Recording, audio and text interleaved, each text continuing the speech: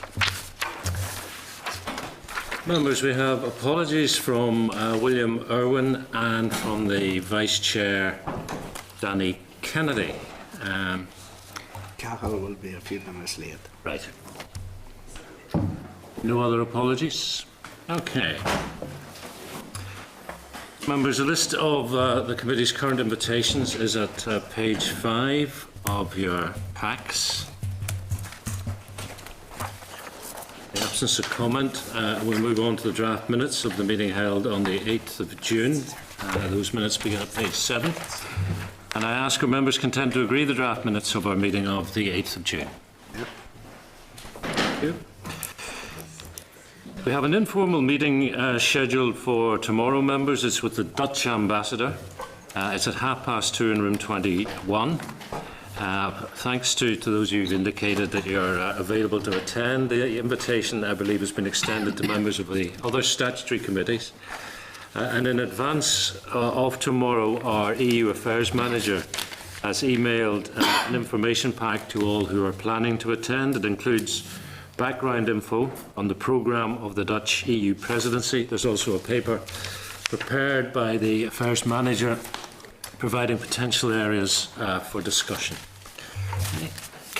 During a briefing last week, I raised the matter of how committees could effectively scrutinise the programme for government, given departments will be required to work collaboratively to deliver these high-level outcomes. And we've already, of course, requested from RAISE a paper on outcomes-based approaches to governance and accountability in other jurisdictions. So we're asking the research people to look at how it's delivered in other jurisdictions, but not how it's scrutinised in other jurisdictions, which of course is our role. So can I suggest we ask RAISE to examine both how it's done and how it's scrutinised? Fine. Yeah. Okay, thank you. We also agreed last week to ask RAISE to identify potential witnesses that we might want to hear from on outcomes-based approaches. The draft Programme for Government Framework draws on techniques impartially set out by Mark Friedman in a book called Trying Hard is Not Good Enough. Now, I understand Mr. Friedman is going to be in Belfast in October in a conference on outcomes-based accountability. Seems like an idea that we might see if we can carve out some time to liaise with him. Members content? It may not be a Wednesday. He's here on the 10th and 11th of October. I'm not. Monday, Tuesday. Monday, Tuesday. We should be here anyway. Thank you. Our first briefing today then is next, and it's from the Victims and Survivors Service, one of the sponsored bodies of the Executive Office. And we do so in line with our decision to receive briefings from ALBs on the work they conduct. Chair's brief is at page 13. The briefing paper from the VSS, page 14. And relevant extracts from the Executive Office Departmental Overview and Key Issues paper begin at page 21 of your pack. We have two guests. Oliver Wilkinson is Chair of the Victims and Survivors Service, and Margaret Bateson is Interim Chief Executive of the VSS. A long-serving interim, Margaret. So can you update us on your position before we ask for opening remarks? I've been the interim Chief Executive since August 2014. There has been a recent recruitment exercise. I've been offered the position of permanent CEO, but it's just subject to some checks and balances before it is formalised.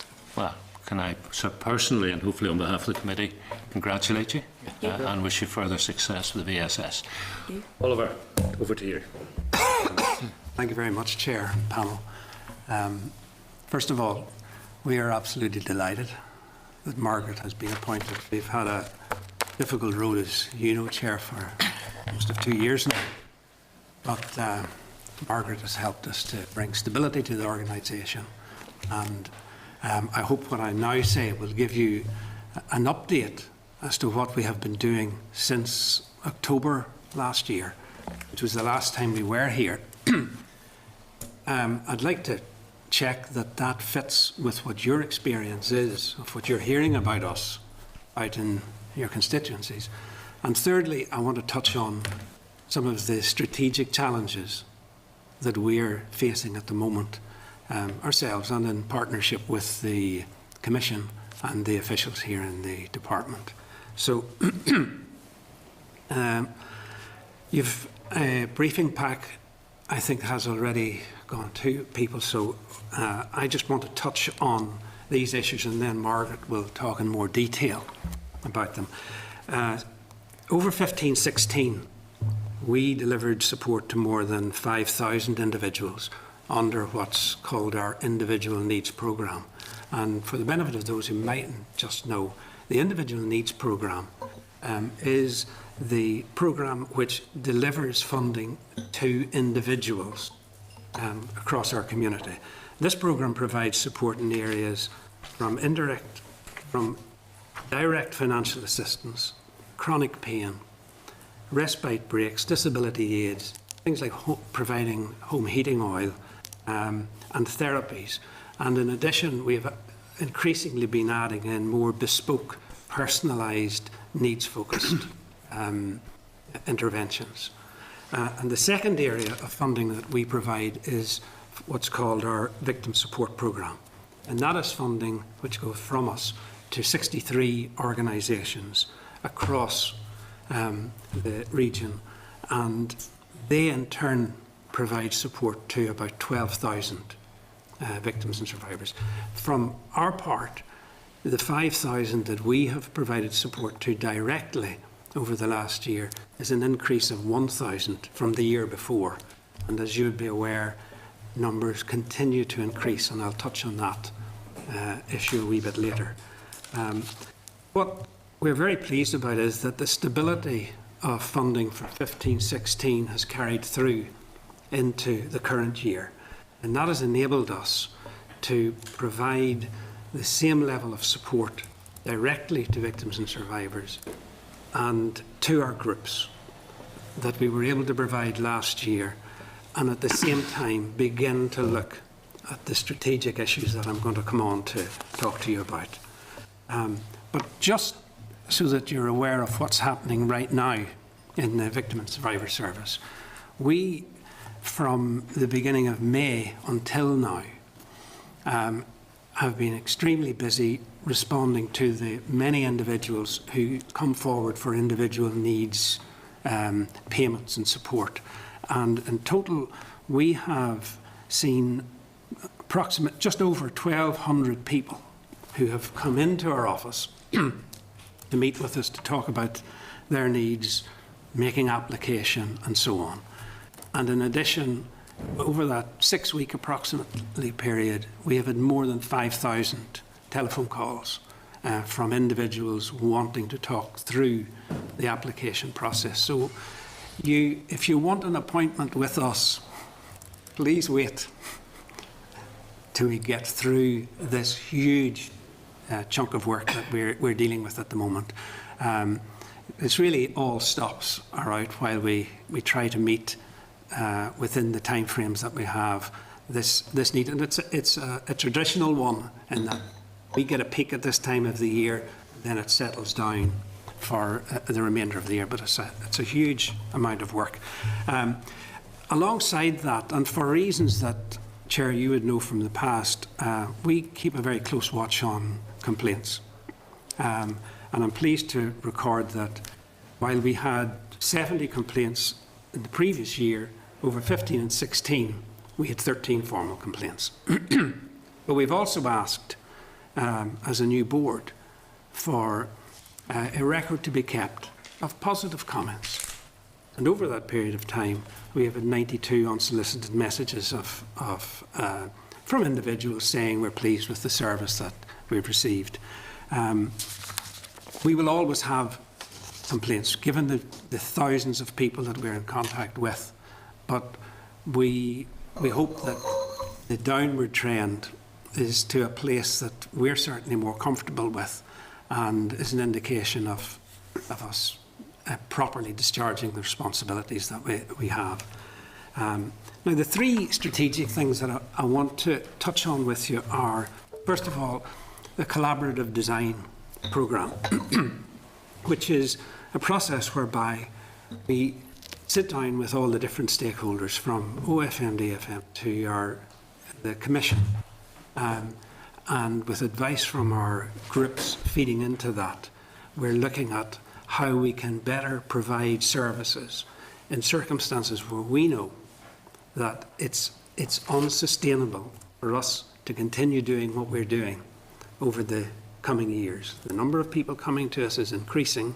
We do not expect funding to increase in line with the number of people coming forward. We've got to find different, new, creative ways of meeting the needs of victims and survivors.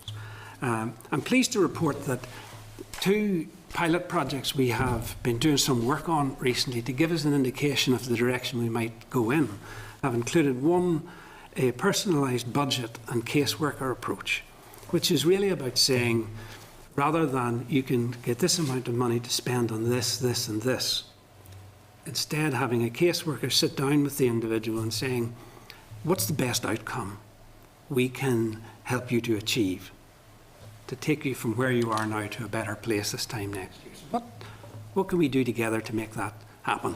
We've just had that evaluated, and it's been very positive. And we had over 600 people over last year that we piloted this with. We're now expecting that that will become part and parcel of our day-to-day work from here on.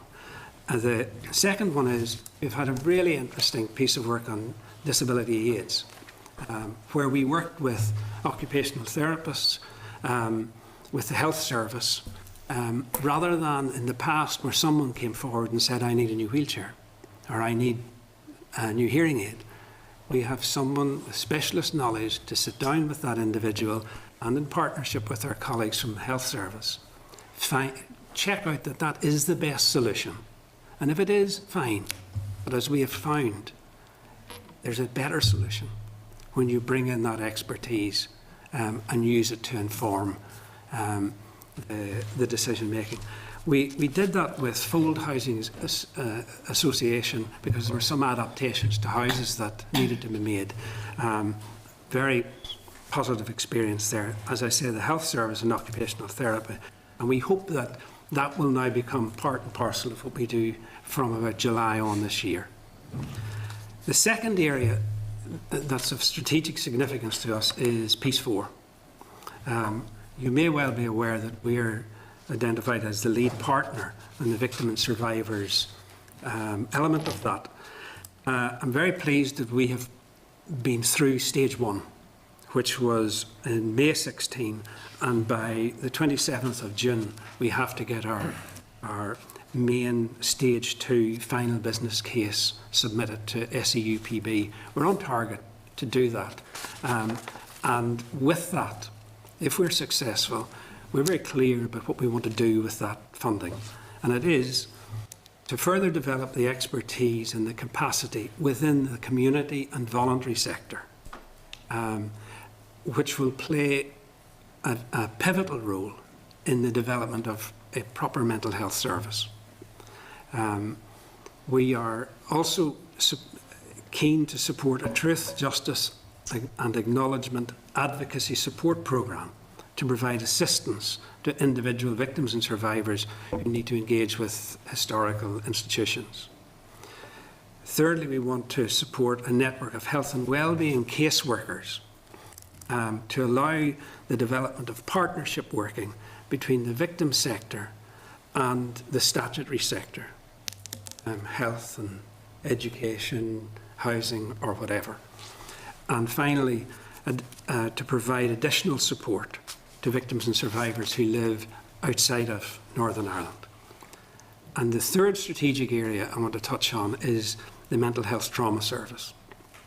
I've mentioned that that is key to what we're doing as far as our Peace 4 application is concerned. And more specifically, we are currently engaged in working alongside the Department of Health, the Executive Office, the Commission for Victims and Survivors, to agree a memorandum of understanding between all of these parties so that we will have a proper partnership approach developed that has the right frameworks, pathways and assessments between the community and voluntary organisations and the statutory sector, so that we give the best service to someone who comes to us, who may have a service from us, which is all they need, but if it needs to link into health, that we're taking that path as simple and as smooth as possible. And that's a direction that we know we need to go in order to manage the increasing numbers of people who are coming to us and who we know we simply can't help on our own. In conclusion then, we are very pleased with the work that we have managed to do so far. We know we couldn't do it without the support of the Commission and the staff in the department. We also couldn't do it without groups who are out across the community providing much more support than we can provide. And I would also want to just pay tribute to our own staff for the excellent work that they do. I'm happy to take questions on that basis. Margaret will obviously add detail to those points that I have touched on. Robert, thank you very much. I think I certainly believe there's a lot to be applauded, a lot of very positive outcomes and activity that you're describing there. Could I take a step back, first of all, and look at the broad picture in terms of what we do for victims and survivors? We're now more than halfway through the 10-year strategy, which envisioned architecture whereby the Office of the First Minister and Deputy First Minister, or Executive Office as it has become, sets the policy and the strategy. You have a Victims Commissioner as the champion promoting the interests of victims, and doing so informed by the forum made up of victims and survivors. And then you have the service yourselves as the delivery model of supply. Is there any issue with that model that you think needs to be looked at? I really don't think so. We were on the last occasion I was here, the Commissioner hadn't been appointed, and I think I said that one leg of that stool was missing. We now have a Commissioner. We are in the right place to do the work that needs to be done. We need the Commissioner, and we need a good relationship with the department. The Commissioner needs to be informed, as you've just said, by the forum. And I know work's being done to strengthen that forum at the moment. So really, there isn't any excuse from here on if we don't provide the services that are needed. So these are the right bodies. Yeah. And when they're correctly populated and resourced, there is a flow and it does work. Yep. Given that the the strategy does run out in about, 4 years' time, and to some extent it envisaged mainstreaming as the way forward in the longer term, will we need another strategy? Or a renewal, extension to the current one? Whether it's a renewal or an extension, I think it will be. It's just, we are certainly much more working in partnership with the statutory sector today than we ever were. But I would take the view that the statutory sector will never be able to provide it all. There are certain levels of support which will be required. It's about us getting it clear there are certain levels that we can provide in the community and voluntary sector, and there are those that we must appropriately refer on and also accept back from the statutory sector when they have provided their services. So I think it'll still be required in a different kind of partnership. So when we get to the end of the 10 years, Yes. there's no question of saying, well, that's it, job done, pack up and go home. Couldn't No. ever, I Not couldn't see imaginable. that. No. It's not. The other question, which, when I was in the Victims Commission, the question that we wrestled with was, do people not come forward asking for help because they're unaware that help is available? Or do they simply say, well, I've had a look at what's available and I'm saying thanks, but no thanks? The suggestion with the numbers of new people coming forward is that people are becoming aware. Would that be a reasonable assumption? I think there's probably two reasons why people are coming forward. There's a greater awareness as time goes on of the Victims and Survivors Service. And I think the second reason is important because VSS staff work very closely with the groups now. We have a very good positive relationship with all our partners out in the community and voluntary sector, and there's a trust now for those organisations to refer people as well to the individual needs programme that wasn't there in the past due to difficulty. So I think it's probably a combination of the two. And how popular is this kind of bespoke service that you're offering? And again, I would refer back to the fact that previously individuals went to the Northern Ireland Memorial Fund who offered only schemes like back-to-school schemes or respite breaks. So if that's what you needed, that was great. But if you needed something that was not provided by a scheme, there was nothing for you. And therefore, to go to a sit-down with a caseworker and examine what the individual needs seems to me to be exactly the way forward. There's been a huge demand for the pilot last year. When we sat around the co-design table, we estimated around maybe 300 individuals would come forward, and that was on the basis that the schemes were already open. A lot of people had already used their funding in the old traditional way, so we didn't actually start it until July. So if you think 600 individuals came forward without it being aggressively advertised, if you like, that shows the level of demand for it. And we've seen that now where we opened the individual needs programme in May, and people continue to come forward where all individuals have been advised that this is available, and lots of individuals are coming forward. So we're working with one caseworker within the VSS and 14 caseworkers who are placed out in the community and voluntary sector. So they're existing members of staff within the VSP funded groups who are also taking on this role. So it's very much a partnership approach with them.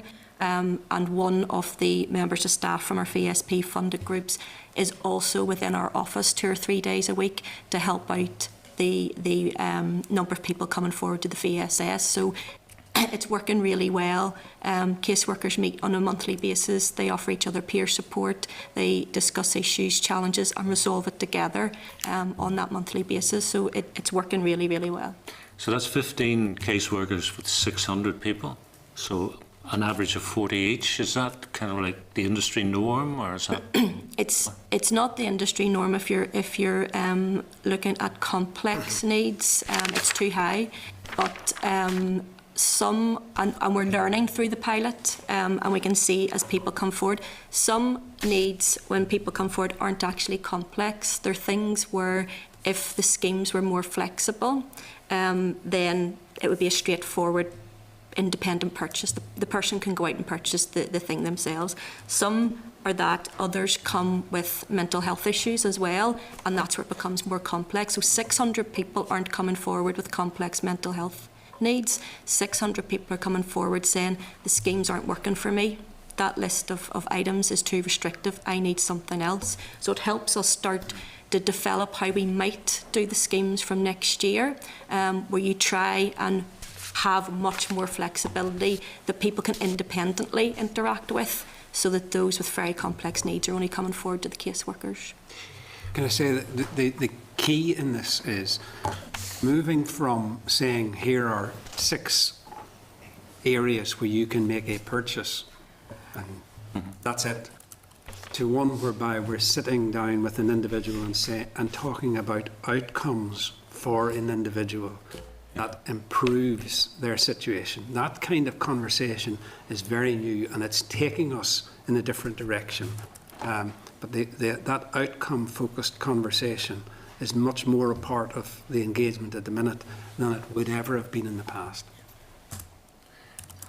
Excuse me. I was very struck, Oliver, in my time by, I think the Memorial Fund started to talk to people in that sense of, if it wasn't a scheme and you could have whatever you want, what would it be?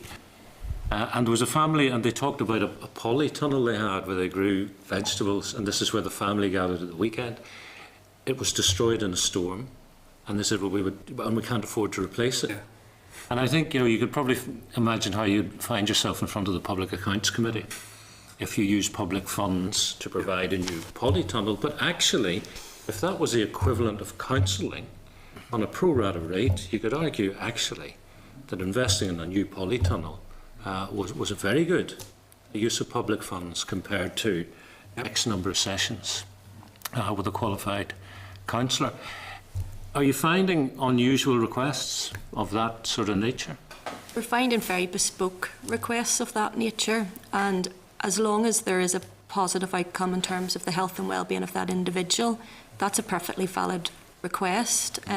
If you're having flexibility and having a caseworker and focus on outcomes, you have to have a bit of bravery to move forward and say things like that are valid purchases for people. It has to be bespoke and it has to be individual. What's quite interesting though is around 50% of the things that were purchased through this pilot were on the list of items. But people going through the pilot, the improvements in their health and well-being were markedly positive. And I think it's just quite interesting, that human touch, rather than a transactional post going back and forward between an organisation and an individual. So that was a very interesting outcome of the pilot last year. But you do work in the public sector, which can be bureaucratic. Do you have any high hurdles to jump to make these things happen? I think we've talked about it before. Truly 100% victim-centred is very difficult at times to reconcile with external audit and governance requirements. We do have hurdles to jump. We keep the department fully briefed.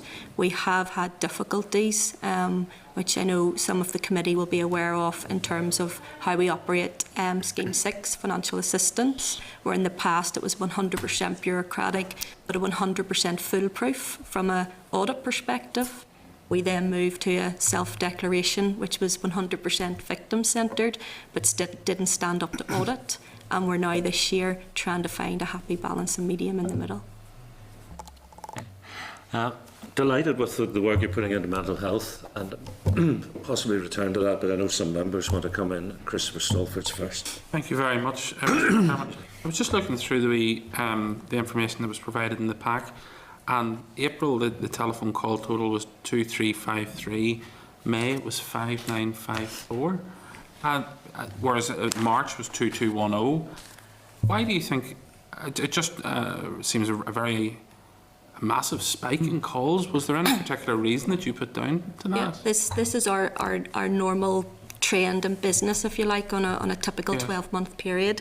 So from July up until around the end of March, that would be normal monthly business. Around 2,000 calls and around 400 people would drop in, and we managed that really, really well. Yeah. And then at the start of May, we opened the Individual Needs Programme. I see. So we send communication to over 5,000 individuals with their award for the year. Right. And it's human nature that even though there's 12 months to spend that people get on the phone and want a bit of certainty around what it could be spent on. So you'll find May and June will be quite similar, and then it'll start to tail off in July, and then we're back to normal business usually by August. Right, okay. The Chair mentioned the figure of sort of 15 caseworkers against 400 clients, and that not necessarily being the norm in the industry. What would the norm be? I think if you're looking at complex cases, people with mental health, probably around 30 per caseworker, so right. We're not far off it. Okay.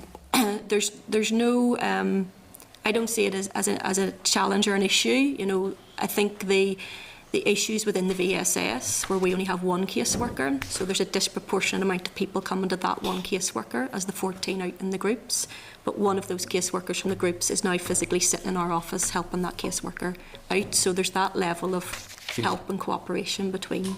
And you're clear that ratio, it's not affecting service delivery at all? No. Okay. Just in terms of the positive outcomes for the folks that come to you, I suppose in a lot of these things are sort of very hard to quantify.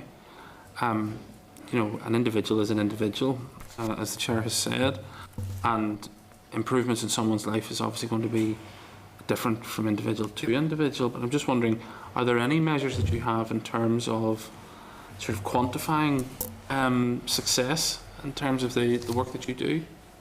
We do. We operate two programmes, the Individual Needs Programme and the Victim Support Programme. the individual needs programme, we don't have in place an outcomes-focused monitoring evaluation system, so it tends to be done on surveys and small focus groups. Yeah. And the disability aids pilot, for example, was fully, so the 2 pilots have been fully outcome-focused, but all the other funding that we provide hasn't been to date. And they're showing us then things like decreased social isolation, improved relationships with family, improved health and well-being, improved physical health, improved mental health. So there's a number of outcomes that we're measuring in those 2 pilots. And then under the Victim Support Programme, which is the funding we provide to the groups, we've the organisations themselves have carried out a huge amount of work in that area. We're under their health and wellbeing services, which is the complementary therapies and counselling. We've agreed a framework collectively with all organisations, and from July we'll be reporting on outcomes from complementary therapies using one consistent measuring tool, Right. and from August onwards on our counselling using one consistent measuring tool. And then one of our victims practitioners working groups is currently working on a project in social support, how you measure outcomes on those softer activities without making people fill in 3 pages of a survey after a respite break, to do it in a sensitive, non-intrusive way. So I think more towards the end of this calendar year, we'll start seeing really good outcomes in terms of what the sector. That must be welcome from your perspective, that then you have a measure that you can stand over if there's any criticism of your work. Yeah. Just a very general question. Do you ever envisage a day where we won't need a victims and survivors support network in place in Northern Ireland? I think we will have a different one, and we have to be alive to the change, both the changing needs and the changing responses that we have to make. Yes. But and will it be the same size, and will it? I don't know. Don't get me wrong. I'm not advocating cutting back on your work or anything like that. I think we will have a very different shape and type of organisation as we become much more visibly working in partnership with health and social care and the other statutory services that are out there. But I'm a firm believer that there will always be a need for the community and voluntary sector to be supported and enabled to do far more than statutory service providers ever could do on their own. I suppose it's like, I suppose what I was driving at was, it's like a sort of a rock that drops in a pond and there's waves, and you're the direct person that's affected, then you have their families and their families in turn. Is that increasing as a percentage of your work in terms of people's families, and not necessarily, I don't want to get into what is and isn't a victim, but you know, not someone that's directly a victim, but their families and what have you? Is that becoming an increasing percentage of your workload? The Commission for Victims and Survivors, I think it was March of last year, carried out a piece of research on the transgenerational impact and the evidence around that. For the VSS under the Individual Needs Programme, it's very specific, the eligibility criteria. So direct support, probably not transgenerationally, but certainly within the Victim Support Programme, if you see the age profile of individuals being supported through those organisations, it's from children right up to 90 years of age. You know, the range is really quite wide. Someone's lost their dad or someone's lost their son at either end of The it. challenge for us is not simply to do for the parent, to do for the child what we've done for the parent. That is completely unsustainable and very unprofessional. So we have to find different ways. You're evolving as the needs are evolving? Absolutely, and we have to be fresh to that. Okay. We're not just talking children, we're talking grandchildren and great-grandchildren, presumably at this stage. Yes. Ian. Thank you, Chairman. And you're welcome to the committee here today. And Thank you. See you here. I have a couple of points I'd like to make, and one is around funding. I'm a new member to the committee, and could you give us a brief outline as where this theme of funding comes from? Most of our funding, well, at the moment, all of our funding comes from the Executive Office.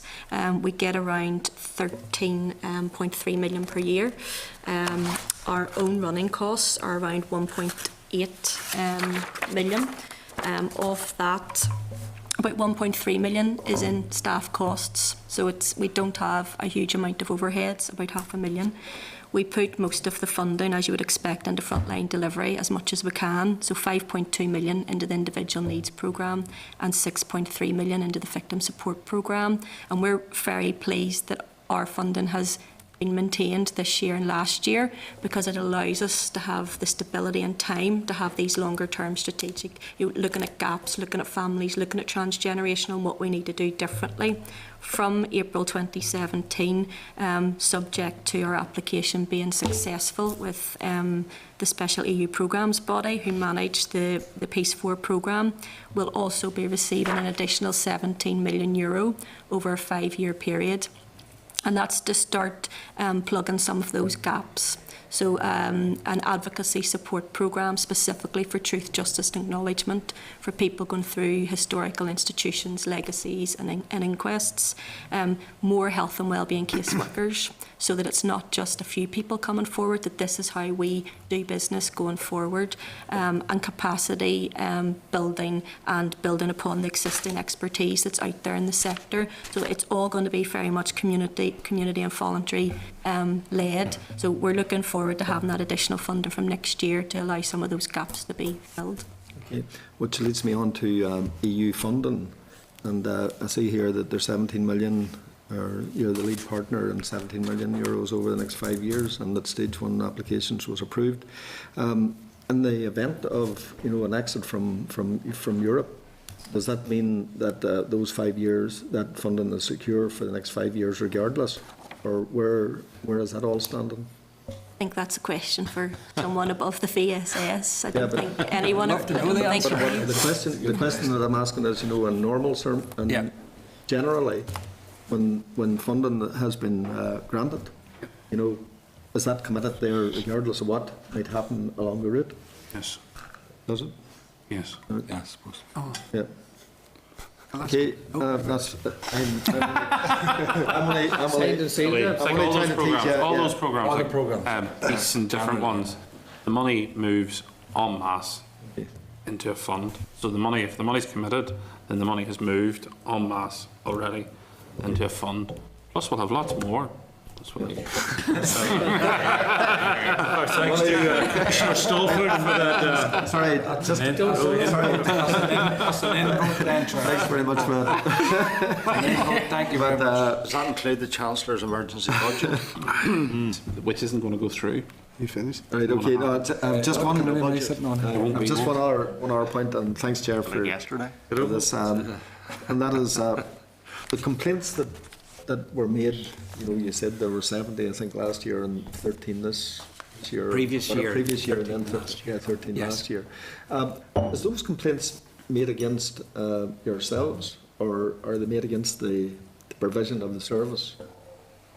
A mixture. Or, yeah. So certainly the trend in 14-15, the complaints in the main related to operational, practical things that are important to victims and survivors, answering phones, payments processing, all that sort of thing.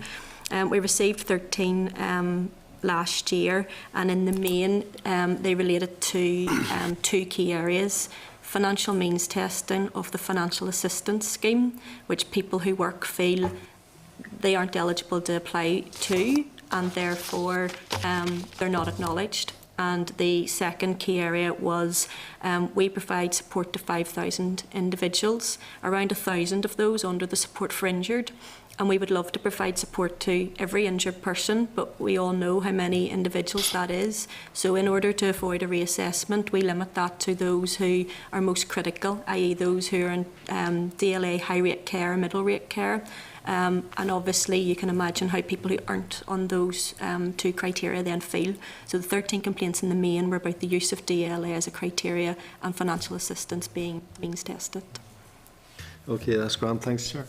Thank you very much. Not at all. I think I should say, as I understand it, in the event of a Brexit, we go into another negotiation, so I wouldn't share Christopher's certainty with regard to... There's plenty of Ulster unions to do, Chair. We'll be all right.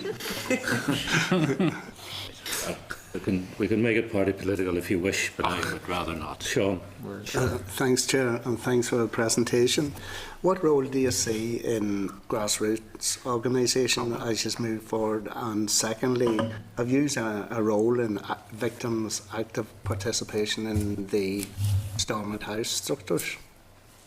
I'll take the first question first in terms of the role of the community and voluntary sector. For me, that's key. How we're moving forward, the community and voluntary sector are leading in that. We don't envisage recruiting significantly more staff to the VSS. Under Piece 4, there'll be 30 health and wellbeing caseworkers and there'll be 16 advocacy support workers. In the main, they'll be within the community and voluntary sector. We do have one current caseworker. We are overloaded within the VSS, so the organisations know it has to be based on needs. So we will be recruiting 1 or 2 to the VSS, but in the main, they'll all be out in the community and voluntary sector. Experience has shown us that's where people prefer to go, that's where people feel safe. They've already got trusted relationships with people out there. So community and voluntary sector will be leading the way in terms of how we deliver services going forward.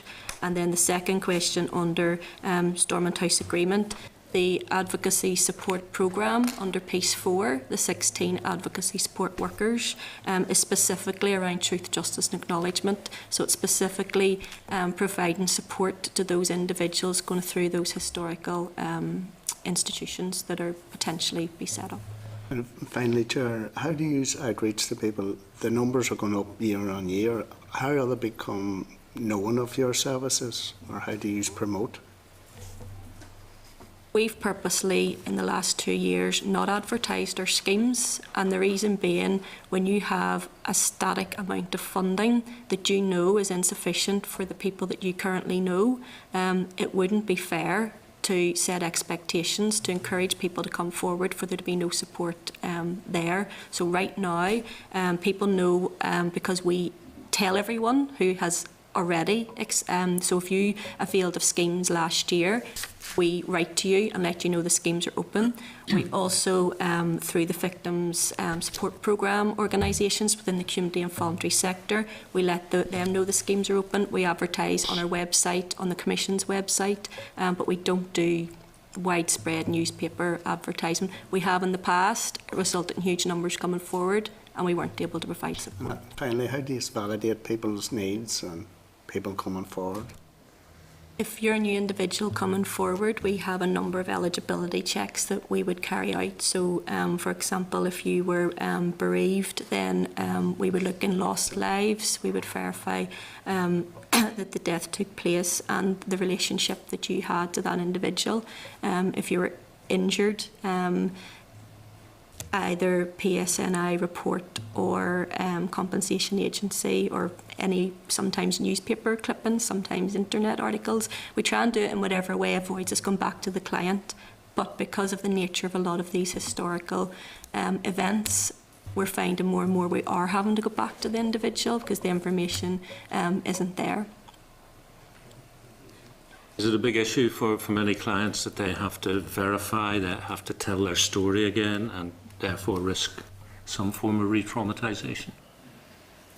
I think that risk is always there. We try in the main to have clients come through the groups, so they're coming through with a caseworker and someone they know from the group, or likewise our staff in the front line are highly trained. You know, they're people who've been there for 2-3 years now. They've got better at what they do. They know how to manage to avoid that, but it's always a risk. Sure, Dixon. Sure. Thank you, Chair. Thank you again for coming and presenting the work that you're doing to us. Just 2 areas of question. First of all, in relation to the voluntary and community sector that you work with, and that's obviously a very vital link, as you've just described, in for example, bringing someone forward to you.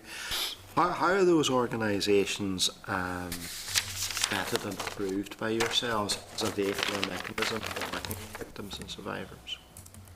The last time the schemes were open was at the end of 2012. So there would have been a call for applications.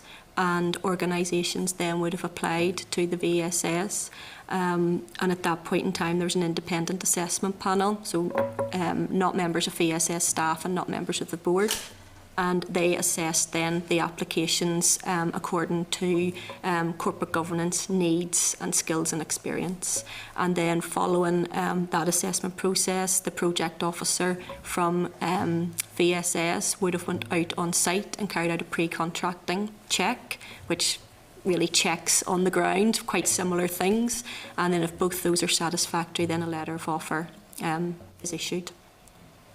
And each year, each year, that project officer would then work with the group as to what their objectives were for the coming year, and then have they met them, to what extent have they met them, and have they spent the funding they've received in the appropriate way, etc., etc. And subject to all of that being in order, we continue on to the next year. And are there, has your experience been, or are there any organisations that have not met that criteria and have fallen by the wayside over the years, or not? Or do you primarily continue working with the same people? No.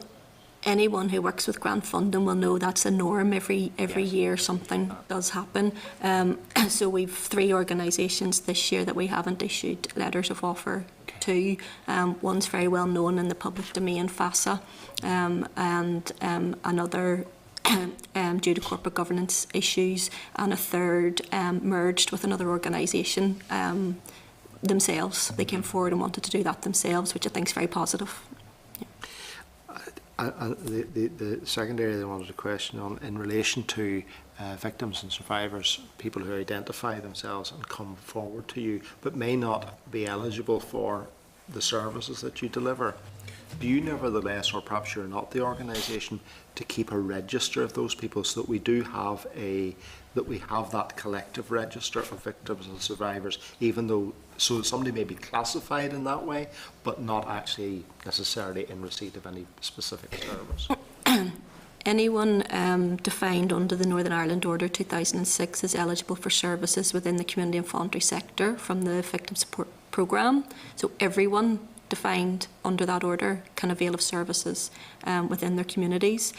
Where we have to apply further criteria is the Individual Needs Programme. So if people come forward and apply for the Individual Needs Programme and we find they don't fit into the eligibility criteria, we signpost them to, in the main, to our Victim Support Programme organisations, and sometimes to other statutory and community services. And we have a register of about 2,000 individuals that we've done that for over the last number of years. That's very helpful. Thank you, Chair. I think the better place for us is where we recognise anyone in relation to the 2006 order, but increasingly we're looking at what is it that the person needs and how do we meet that. And not everyone has a need, or others have certain types of need which can be met within the group structure that we already have. So it's really not at any additional significant cost. And that's about using the resource. But it is about trying to identify needs that we can do something positive with. That's where we want to try and focus most of our time and energy and resource in the future. With regard to the 2006 order, does that mean that you can be accessed by people who are resident in the Republic, Great Britain, and indeed further afield? In terms of the Individual Needs Programme, yes. A group under the Victim Support Programme was not eligible to apply in 2012 unless they were resident in Northern Ireland. But there's nothing to stop individuals from outside of the region going to those groups. So just over the last sort of 6 to 12 months through this caseworker approach, we've organisations stretching over the border and over to England. And actually, as part of the pilot, our caseworker accompanied a caseworker from a group to England and included 2 individuals from England in the pilot. And have any individuals resident outside of Northern Ireland come to you as individuals? Under the Individual Needs Programme, yes, yep. Probably in the region of just around 200. Around 200? Mm-hmm. That could potentially set a precedent with regard to the pension issue that has been in the news? And I'm not going to press you to comment further on it it. is an issue that I know the Commission are very conscious of, and I think you're meeting them in A couple of weeks. a couple of weeks' time. Yes. But yes, we're aware. Yes. And I think it is probably something that we should, in the first instance, take up with the Commission rather than with yourselves as the service. Cathal Boylan. Thank you very much, Chair. And apologise for being late and apologise for missing most of the presentation. And thank you for coming along today. I want to pick up a wee bit on the mental health side of it, because I think that's a key element going forward. I mean, because it can hit anybody at any time. Yep. Reading through it there, certainly some of the physical difficulties can be dealt with right across the board. But I'm interested in relation to the mental trauma service model and how you're going to work in partnership. Bearing in mind that you will have a caseload of people who you can use example and deal with in a certain way, but every day there may be something different or something new, individual. You talked about individual needs. How do you see that going forward, and can you talk a wee bit about that model? I think you can't separate someone's mental health with everything else that's going on in their lives. So to say mental health stands alone and how we're dealing with that, I think a lot of what's in here is as important. So people going through any historical institutions, any inquests, that impacts on their mental health at that point in time. So the advocacy support programme in itself is going to provide support there. The health and wellbeing caseworker, as I said earlier, the interesting thing from the pilot was that people's health and wellbeing improved by having that human contact and somebody listening to them and somebody signposting them to other services. But specifically in relation to mental health services, ourselves, the community and voluntary sector and the Department of Health are working on the step care model. So step 1 and 2 would be delivered within the community and voluntary sector. That'll be low level and low intensity activities like talking therapies, counselling, complementary therapies, befriending, activities like that. And then the level 4, level 5 intervention which would be more the higher intensity psychiatric interventions being provided by the statutory services, the health service. And then the level 3 in the middle, which would be things like your cognitive behavioural therapy, EMDR. Some of our organisations are equipped and qualified to do that, some aren't. So the idea is that Peace 4 would build the capacity alongside the victim support programme of those level 1, level 2 interventions. The Department of Health would be responsible for building the capacity within the health service of the level 4 and 5, and we all together look at the level 3 interventions. Both the community and voluntary sector and statutory services will be providing those. Thank you. And if I can just add, we, as Margaret has said, level 1 and 2, if we get this partnership right, we should see that there's a significant number of people assisted and supported at level 1 and 2. The numbers should go down as you get into levels 4 and 5. Someone being admitted to hospital care. Hopefully, and we don't expect that to be in the thousands, but that service needs to be there at the right time, knowing who we are and what we're doing, so that they're providing that high-level psychiatric care when it's needed, and then passing them on, perhaps, to the community supports that we will have in place to enable that person to move on. And if they get ill again, to make sure that there's a right kind of reconnection with the medical support that's required. We have a really good opportunity to do this and do this well. But it is going to mean we'll have to stretch ourselves in the community and voluntary sector, and the statutory sector will have to get to know us, get to value us, and get to see our place in supporting them and what it is that they're trying to do. And this is a new model that hasn't been lifted from, or examples of other models? We haven't this model operating at the moment. We're working to make, and with the support of the Peace programme, we're committed to getting that kind of model, which hopefully will be an example for other places. Thank you, Chair. Just to expand on that, Oliver, and to go back to your opening remarks, we talked about mental health in the community and about well-being caseworkers. it encourages me to believe you recognise that while we do need a medicalised model for some people, that mental health and well-being is not purely about a medicalised solution, and it's about community resilience and capacity, and that's where you're going. Yeah, exactly. That, and it's the partnership of that that is the key to making it the best outcome for all within our community. And this is about having people with knowledge on the ground, not in, with all due respect, your headquarters or a health trust headquarters or an acute hospital. It's out there. Yep. Christopher Stolford, you want to back? Thank you, Chair. I'm grateful for you letting me back in. Just a very brief point. You mentioned FASA being one of the organisations that you had a relationship with. FASA was an organisation very close to my own heart. When I was the Deputy Mayor of Belfast, it was actually one of my sponsored charities. You'll be aware that FASA had 59 posts before it got into trouble. 27 of those have been transferred over to extern.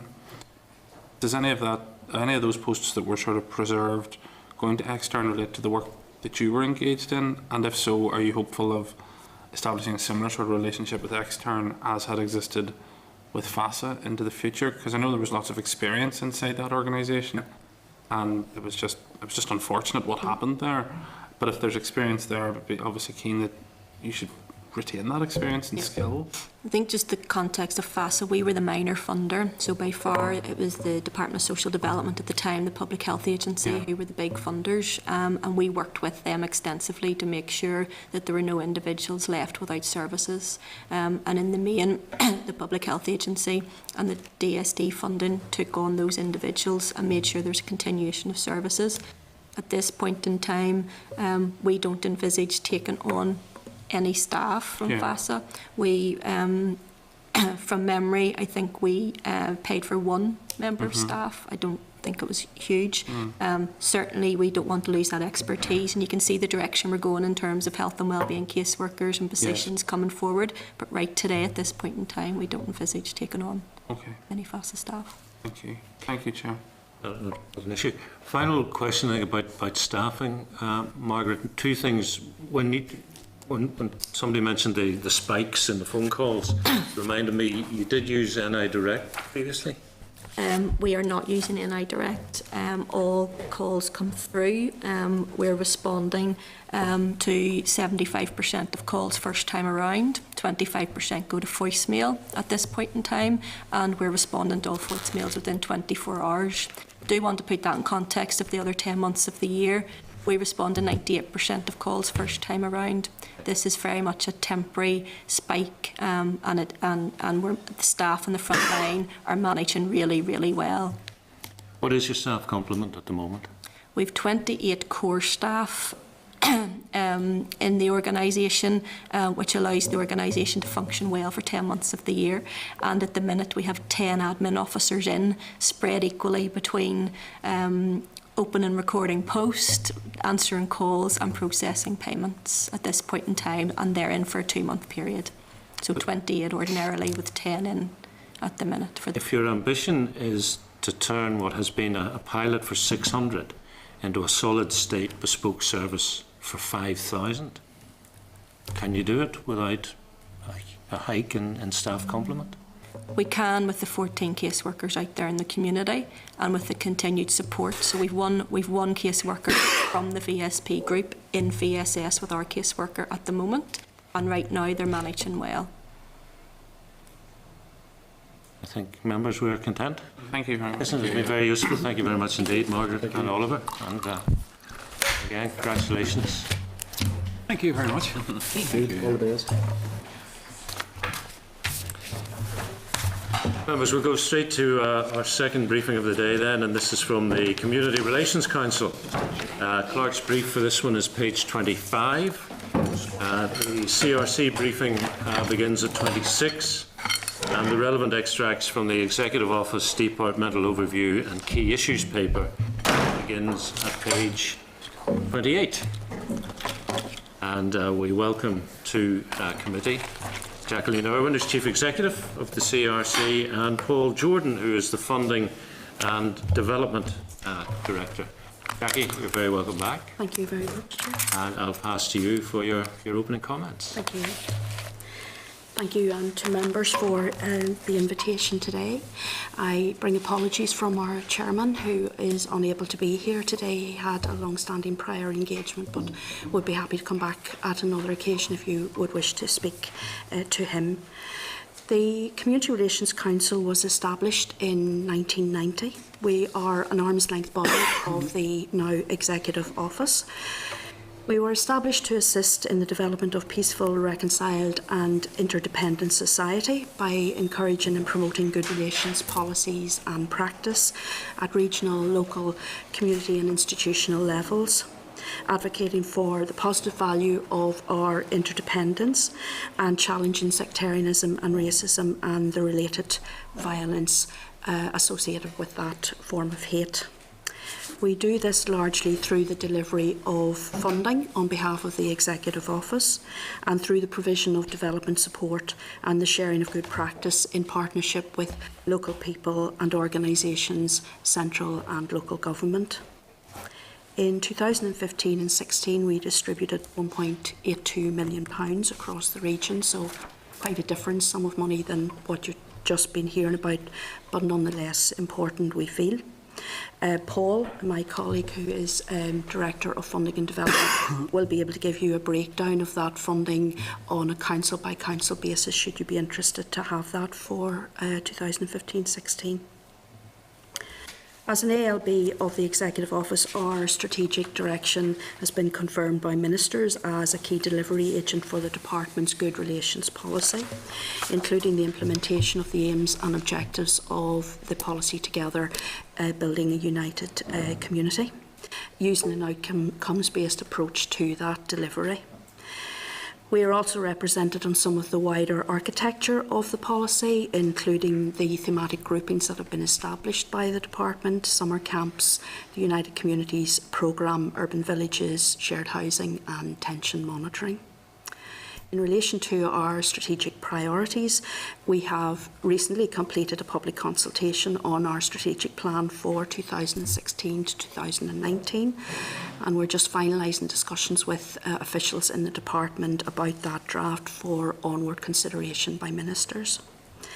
This is a time of very considerable structural change, as you know, in central and regional, central and local government. And that will, we think, affect programme delivery in reconciliation and good relations in the coming years.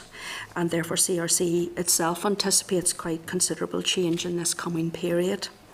We have just undergone a staffing and governance review that was undertaken by the Executive Office, or the OFM and DFM as it was at that stage. We've recently moved into new accommodation in Equality House, and that is as part of government's wider strategy to make better use of its estate. We're working with the Executive Office to implement relevant recommendations that may arise for us coming out of the review of good relations funding, which has been undertaken by the Strategic Investment Board on behalf of the Executive Office. We're also working on the development of a more coordinated approach to grant funding at central and local level, focused very particularly on the United Communities' priorities and objectives. We've been asked by the Executive Office to provide the Secretariat to the recently established TBUC Engagement Forum. There have been 2 meetings of that forum. One took place, the inaugural meeting was in March, and we've just had the second meeting in June. We are supporting and implementing an outcomes-based approach to delivery and performance monitoring, aiming to link this to the revised good relations indicators as the overall performance monitoring framework. We're hoping for positive outcomes that will be sought in the reduction in the level of inter-community tension, increased intercultural interaction, sharing and positive cultural celebration, and the removal of physical and social barriers that currently divide our community. We also assist, as many of you will know, the district councils in ensuring that good relations and the TBUC priorities are part of the community planning, the new community planning processes. This is very much linked to the District Council Good Relations Funding Programme, which is sponsored by the Executive Office. We continue to play our part in assisting policy development, research and best practice initiatives to formally feed into government policy for improvements in delivery of services.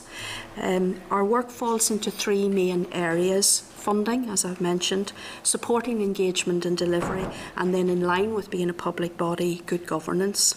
In the information sheet that we provided for this meeting, you'll have seen the three areas of activity that we're involved in and the key actions that we're hoping to take forward, and we'd be very happy to take questions on that. Thank you very much. Could I begin with, you said OFM-DFM conducted some sort of review of Yes. CRC. What was the outcome? Well, we don't exactly know at this stage. They've carried out a review of the governance of the organisation, so formally speaking, the board and its subcommittees. And that, as I understand it, that report is with ministers at this time. They've also carried out a staffing review, and we're awaiting the outcome of that. Those reports go directly to the Executive Office. They are the commissioners of those investigations, and then we'll see the outcome in due course. How much certainty do you feel you have about the future of the CRC? More certainly than we've had for quite a long time. We did have correspondence from the Executive Office, or OFM and DFM as it was at that time, to indicate that they did see us as part of the delivery mechanisms for the future. That's what I quoted directly to you from this presentation. That would be subject to the normal checks on any public body taking place, generally speaking, on a 3 or 5 year time scale. At the moment, we would be due for one of those in 2017. TBUC is writ pretty large in both your presentation and your briefing paper. How important has it become to you and your stakeholders?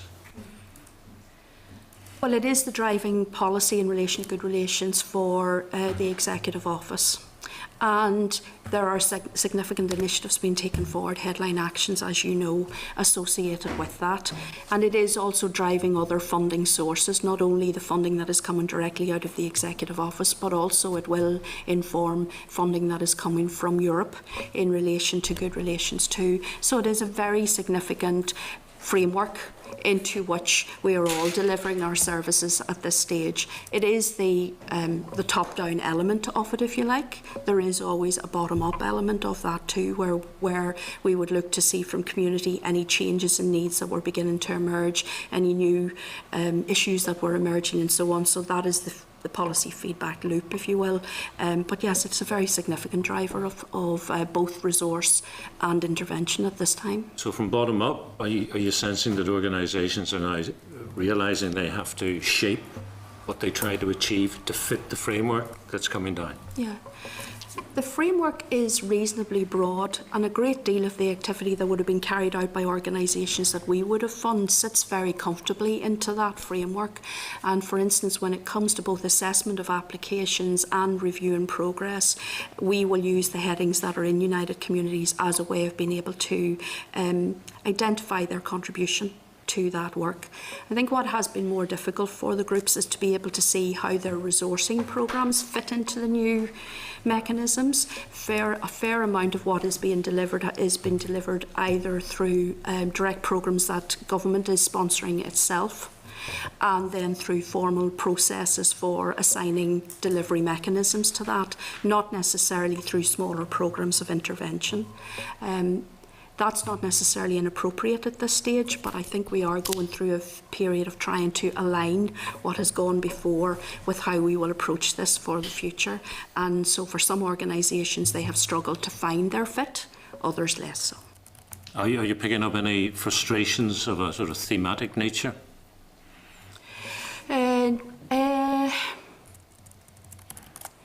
Frustrations, I would say, tend to be more in relation to finding fit than they are necessarily with the overall themes that are there, because the themes are fairly broad, particularly when you dig down into the detail of what is covered by the 4 priority areas and so on. The youth work has struggled to find where it fits in the scheme of things, as you probably know. So we're hoping that the new structures that are emerging, coming out now of any future arrangements for the youth service, will help to clarify a little. That would be one that we would hear reasonably regularly about. I think some organisations have also struggled a little to see where they fit at the local level in community planning processes, because that is another big change that is impacting on structural reform.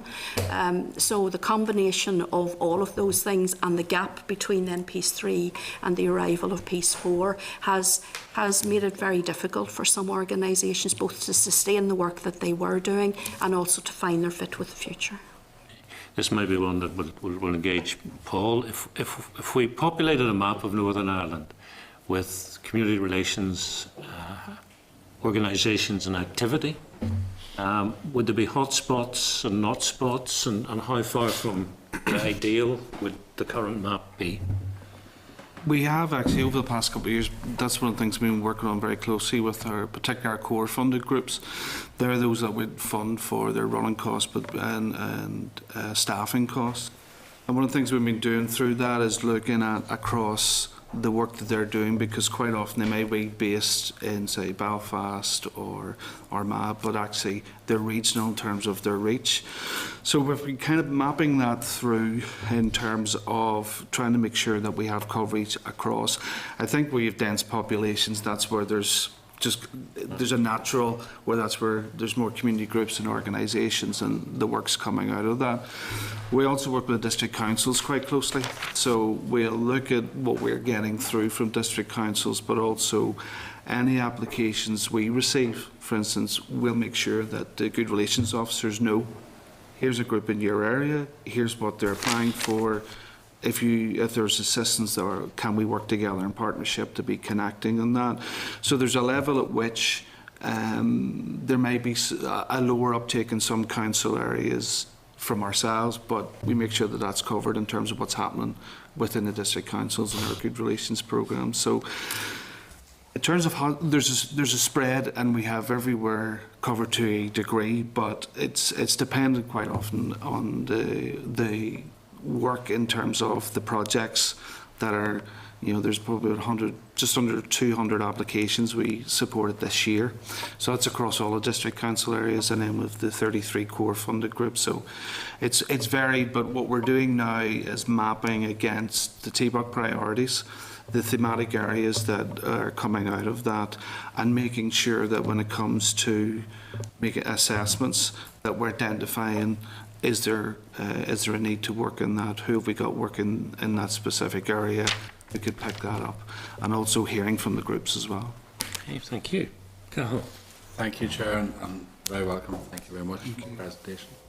And some of this is all new. I'm only on the committee, so I'm just fine with feet on it. But I mean, good relations. I mean, it's a good enough title, but in some cases, it should be about equality, and we'll not get into that argument today. But I know that we've been trying, as part of the transfer of some of the functions and policies to councils, try and instill that in. But we are where we are. But my point is, and I'm looking through some of the things you've made a presentation on here, the key one sticking out for me is the community planning process. I think we have a great opportunity to instill something with yourselves on council. And I just want you maybe to expand a wee bit over the next. I know there's some other groups coming out of it, and there's ongoing work now over maybe the next 4 or 5 months. And I think there's a good opportunity now for us to work with that. And maybe I'd like to hear your views on that and what you support from the councils. Well, first of all, we very much agree with you in relation to equality and good relations. So to make that clear, in relation to district councils and particularly the community planning process, we also see this as a really great opportunity. The nearer to local delivery good relations work can get, the more real it is in the lives of people as they go about their ordinary business, and I think that's when we'll know it as just our way of being as opposed to interventions that are being made for a particular purpose. In relation to planning, the councils, there seem to be a variety of different models of community planning that are emerging at this stage, as you probably know. So we will need to follow the lead of the council in terms of the approach that it is taking. And one of the ways in which they vary across each other relates to the extent to which they engage the community and voluntary sector and when they engage them in their planning processes. Our contact with councils to date would have been largely in two directions. Firstly, the Executive Office's District Council Good Relations programme. We have an officer who is assigned to supporting the Executive Office in looking at those plans before they come forward for final assessment. So and we've been doing that for quite a number of years now with councils. So there's a point of connection there, depending on how their Good Relations plan is embedded in their community plan. So that's one area. The second, Paul has already alluded to, and that is where we are, as a regional funder, making a funding intervention into that council area, ensuring that the council is aware of that intervention, that it isn't in any sense complicating a picture that they're already working on, that it's complementary to where they are putting their funding and so on. So we will continue to have those points of connection. In addition to that, some of the councils will contact us in relation to their thinking about how they want to plan for the future, so where they're putting together subgroups that are looking at particular issues. We will, not consistently across all councils, but certainly in relation to some of them, get a phone call to say, would you be prepared to sit on this working group? We're having a look at this issue. And over time, we would anticipate that that will develop further. And certainly, while it is very important to make sure that we're working collaboratively at the point of making a funding intervention, from our point of view, the further back we can get in the planning process so that we're all thinking about what the intervention needs to be long before we ever get to funding it, then I think the better we will get at collaborative working. And if I understand outcomes-based accountability correctly, it will require us all to work in a much more collaborative way, and I welcome that. But I mean, it's not for us to speak about council, obviously, I'm not on anymore, but I mean, like I said, there's a good opportunity, but it's about leadership now, and I mean, you cannot separate the community plan with the physical area plans as well, because that'll play a part. Very much. What we're trying to develop infrastructurally, so we'll support good relations as well, you know, so. Absolutely. But, you know, thanks, Councillor, but I would like to see it uniformly right across the 11 council model, but that's not going to happen. Yeah. Because there's different needs in each area, unfortunately. We had also spoken to the CEOs of the councils shortly after they were all appointed. I met with them all and was encouraging them. As many of you know, the United Communities strategy makes reference to a regional funding forum, which I think is a really good idea.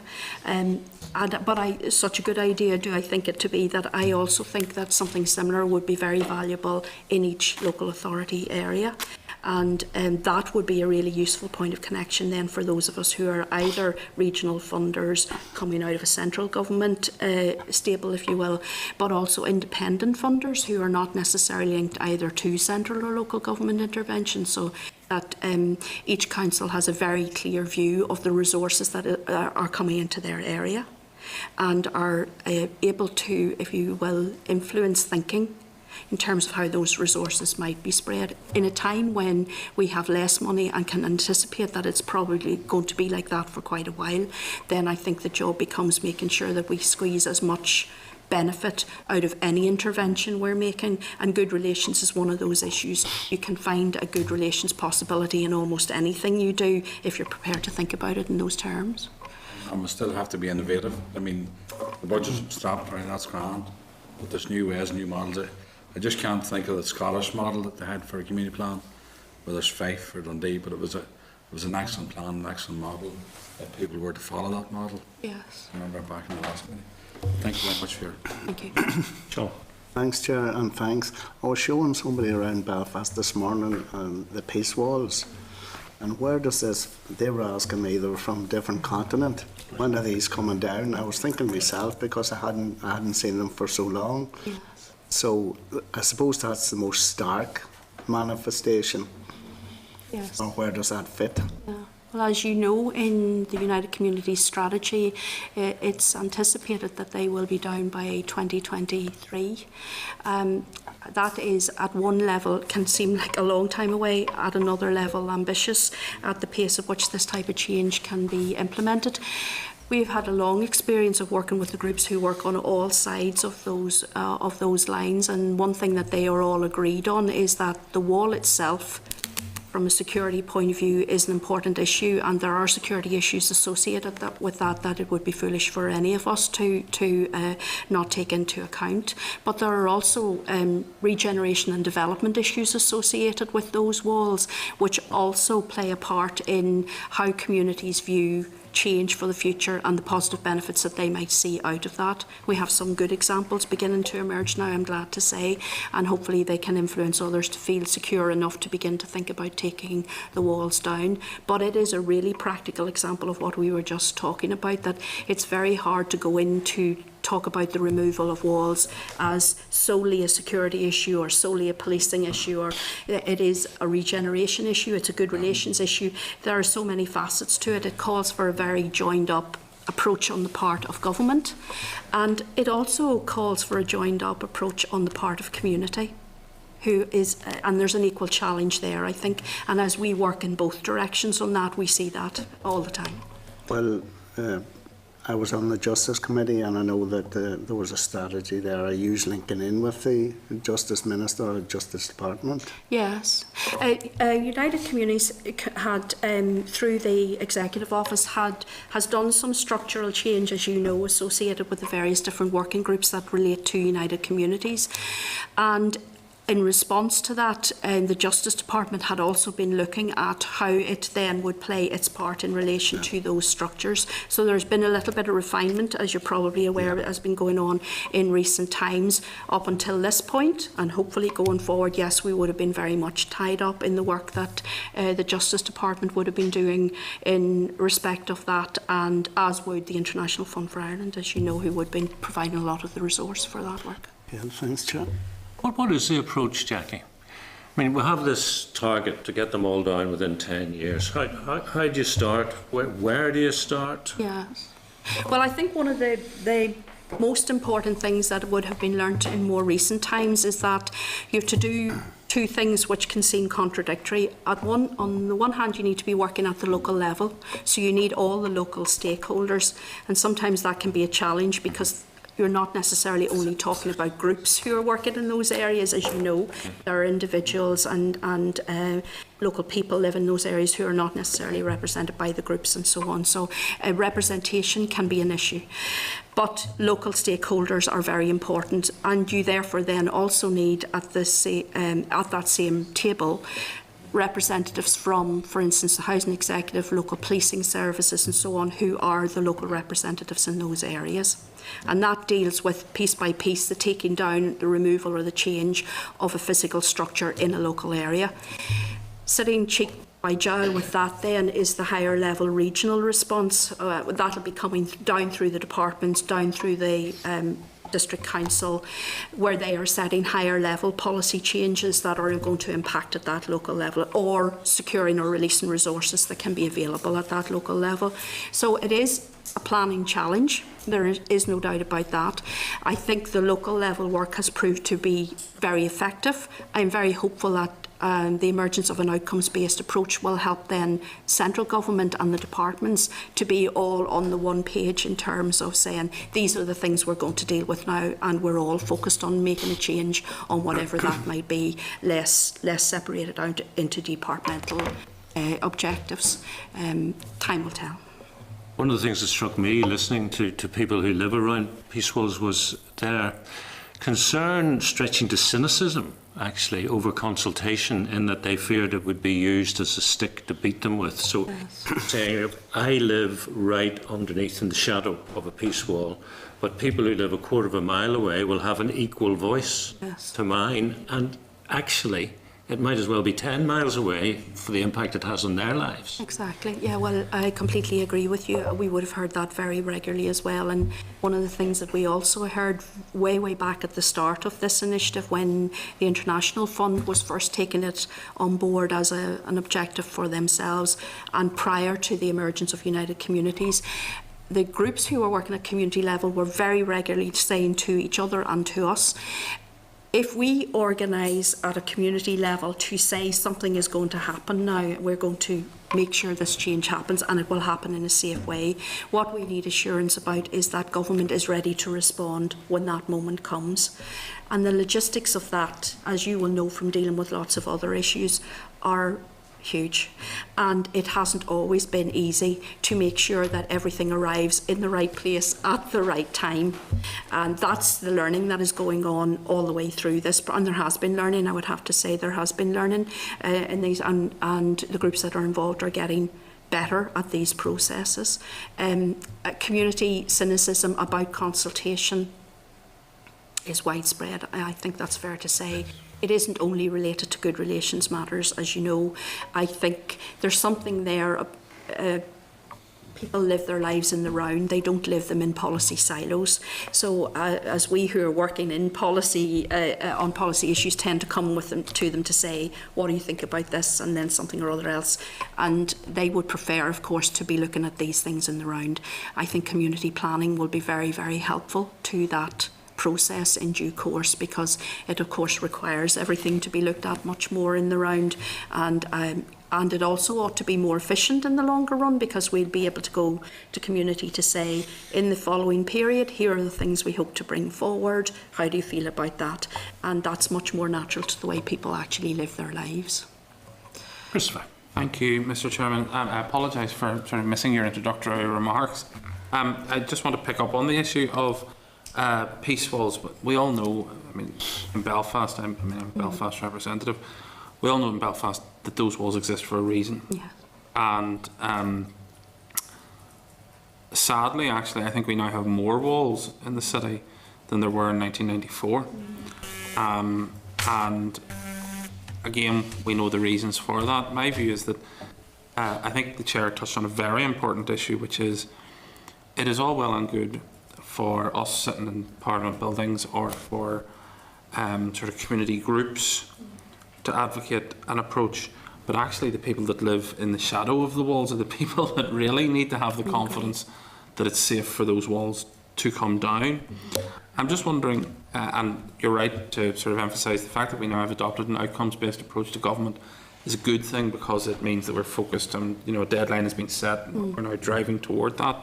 In terms of assisting government to drive toward that deadline and delivery, would you be able to detail for the committee just some of the practical measures and strategies that you've deployed on the ground in terms of trying to bring people to the point where they're confident that those walls can come down? Just a few examples. Sure. Well, as you may know, we in the early days of the International Fund for Ireland's intervention into this field, we were the fund's agent in putting together the project, which is they now take forward themselves very directly. And you're quite right, there are two very clear elements to this. One is community preparedness, and then the second is all of the planning and the logistics that we have just been talking about. And the community preparedness is a really fundamental element of it. There are two things that I think always come to the fore in those kinds of discussions. Three, if I leave aside the regeneration and some of the other issues that will be brought into the room in those kinds of discussions. But two of the core elements relate to fear. One is real fear, evidence-based, that can be seen and should be dealt with. And the second then is a sense of dread, a sense of not being sure the wall's there. I'm not really sure what I'm afraid of. It might be just that I don't know who's on the other side, whatever it might be. Good relations can work in that area where the fear is perceived but not necessarily real, and has really got to do with people getting to know each other, build up a degree of trust, build up a common desire and a good reason to have that wall down and helpful to their everyday lives, as we were saying before. on the issues of real fear, that is very much an issue for justice services, for those who are working with the points where, you know, there is either antisocial behaviour or whatever it might be, and that should be dealt with. Where it's real, it needs to be dealt with. And the regeneration elements of it we have just been talking about. It is really important to unpack all of the different issues that are there and look at the strategies that can be delivered. And it is, I could almost say 100% to be guaranteed that it will rarely be the case that any one agency will be able to do enough or everything that is required within their own particular remit, and that's why it is interagency in its methods. DOJ, I think, has been very good in running that kind of regional interagency group, bringing everybody together to have a look at what can be done across the board. Hopefully now the Executive Office will have the opportunity to pick that up and run with that across a whole range of different fields and the wider planning processes. And as I say, I have a lot of hope for outcomes-based accountability, that might also help us to get to a smaller number of interventions that really make the difference, in a very coherent way. I mean, I know of what I speak. I'm originally from Annandale, from Yormer Road. My father died and we moved to Clune Place. And I mean, I know we live number 18 Clune Place, so I know what it is to live in the shadow of a wall. And I would say that actually, I mean, that was in the sort of late 80s, early 90s. I personally, and I appreciate that it's important that we drive towards this, I do not underestimate the scale of the challenge in terms of trying to remove walls like that. I don't know if that's one of the walls that's identified. It probably isn't. But I mean, this is immense in terms of attitudinal change that facilitates the removal of those walls. So actually, a 2023 target. Yeah. You know, people who sort of look at that would be quite cynical about it. But actually, if we get it by 2023, I actually think we're doing really, really well. I agree. I agree. Carol, do you want back in? No, to add, I mean, it's should be debating this in the chamber, obviously, but it's an interesting point.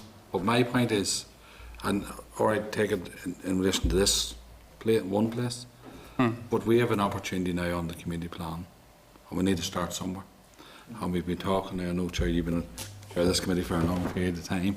It's all new to us. I mean, I think it's a great opportunity, and I think we need to be working towards looking at that, and we need to have real, meaningful participation and conversation about these things. You know, we've agreed the target, I know that's what's going to happen, but now is an opportunity for us. And I mean, I looked at some of the thematic groups in my own council area, and I think we'll make some progress. Yeah. That's a good start, you know. It's only a comment. I think it's when you drive up and see them, how stark it is. For us that comes from the country areas that doesn't see these walls, but see people's gardens actually covered. It's so stark. It's very important to remember that for lots of people who live in the shadow of those walls, it's completely normal. Yeah. In a way, they don't see them either. There's a whole generation of people who never knew a time before those walls, so that is their normal. So the fear of the unknown is going to be even greater. Or even the sense of what's the issue?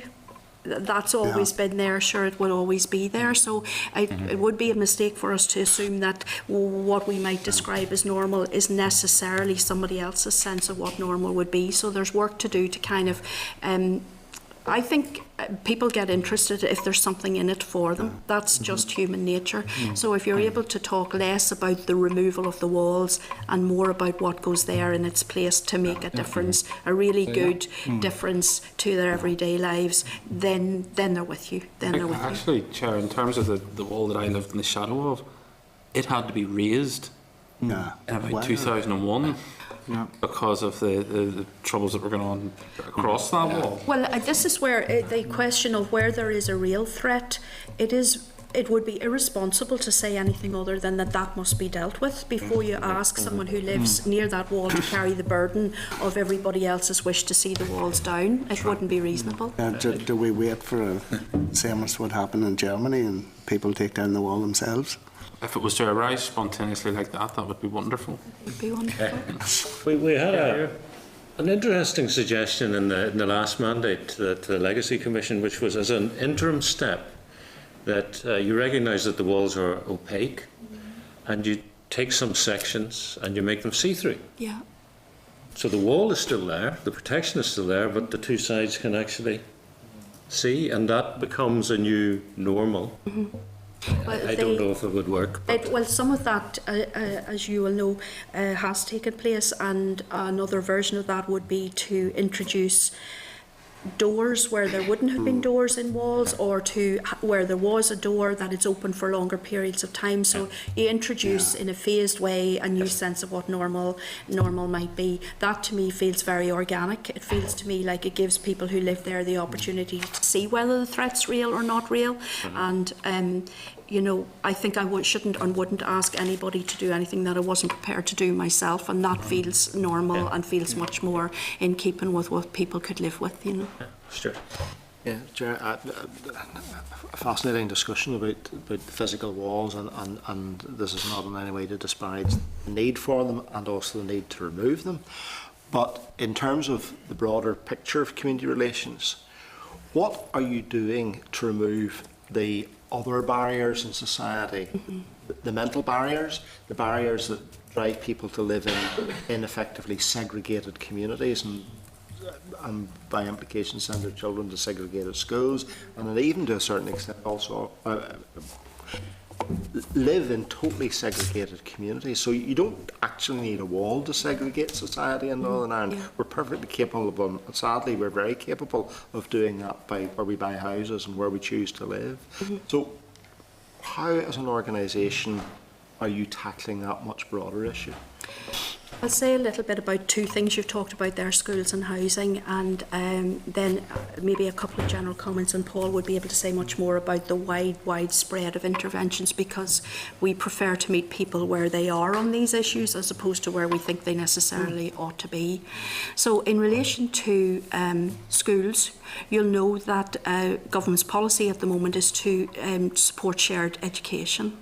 And in relation to one of the core funded schemes that we support, which is community relations in schools, we are very keen on what we call a whole school approach. So that any intervention that is made at the school level is not only working with the child, but is working with the teachers in that school, with the parents in that school, the governors in that school, and taking a whole approach to the environment in which that child is growing up in. We think you get best results where you are able to amplify the message in a number of different scenarios in that child's life, so they're not being told this would be a good idea and then walking out somewhere and living their life in a completely different way with lots of maybe unspoken messages, but you know the message gets there anyway. So we like that kind of approach. We first worked on that in when we were the agent for the International Fund for Ireland, which was also interested in that approach, and we're very pleased now to be supporting in Core Fund a scheme that is looking at that model. That is supportive of the policy that has been taken at the moment, because you can bring that approach to a shared education model. You can bring it to any model of education if you wish to, just to simply say the school is a society, it's a hub of the wider society, and make all the connections that you can make that come out of that, the spokes that come out of that hub. Housing, quite similarly, we know that there are shared housing projects coming directly out of United Communities. That's to be welcomed. We don't have anything like the sort of resources that would be available to make that kind of larger scale intervention. But what we were able to support then were smaller pieces of research that are also telling us some very important relational things about how people actually live together, not so much where their houses are built together, which is also important, but how do they actually interact with each other, because as we know, particularly on greenfield sites, people can simply come into their home, leave their home and go somewhere else, and most of the rest of their life, be it their work or be it their social circle, the clubs or societies that they belong to, all happen in quite segregated ways. So we have been involved with Queen's in having a look at some research that was saying what are the things that actually make the difference between living side by side with someone and knowing them in a supportive way that causes you to change your view of the other. And They are such simple things to discover, but what we want to do now is translate that research which was carried out by Dr. Clifford Stevens and see how much of that we can then take in to influence those who are providing some of those housing opportunities in the United Communities models. That would be our contribution to that, a very practical example of where a small intervention, because that piece of research could be applied to a much larger piece of work that has been taken forward directly by government to just get that little bit of extra benefit out of it again. So, and more we're trying to look to make sure that lots and lots of the interventions that we are involved and supported in, which by their nature and by the funding we have available tend to be small scale, to make sure that they fit in and add value to a bigger intervention.